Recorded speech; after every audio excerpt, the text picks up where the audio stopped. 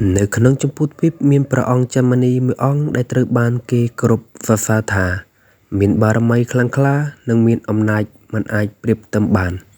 កាលណាបារមីរបស់ព្រះអង្គល្បីល្បាញទៅដល់ទីណាទីនោះតែងតែមានសេចក្តីសុខសាន្តនិងផុតពីគ្រោះភ័យអន្តរាយទាំងពួងមិនថាមនុស្សជាន់ខ្ពស់ឬប្រជាជនសាមញ្ញទេនៅពេលដែលបានឃើញព្រះអង្គចមនីម្ដងគ្រប់គ្នាតែងតែកើតជាសទ្ធាជ្រះថ្លាយ៉ាងពន់ពេកពាក្យសម្ដីរបស់ព្រះអង្គគឺប្រៀបបីដូចជារស្មីមួយដែលចេះចេញនាំមកនៅសន្តិភាពនិងកម្លាំងចិត្តមិនថាបញ្ញាឬឧបសគ្គធំធេងអ្វីក៏ដោយគ្រាន់តែបានទទួលពរជ័យឬការ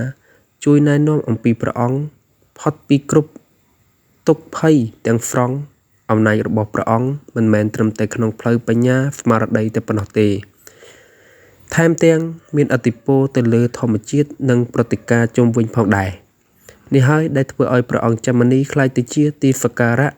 ដ៏ជ្រាលជ្រៅក្នុងចិត្តរបស់មនុស្សគ្រប់រូបប៉ុន្តែព្រះអង្គចមនីមិនត្រឹមតែមានបារមីទេថែមទាំងមានទេវតាតាមថែរក្សាជានិច្ចជំនឿដ៏ជ្រាលជ្រៅនេះរឹតតែធ្វើឲ្យប្រជាជនកាន់តែគោរពនិងខ្លាចរអា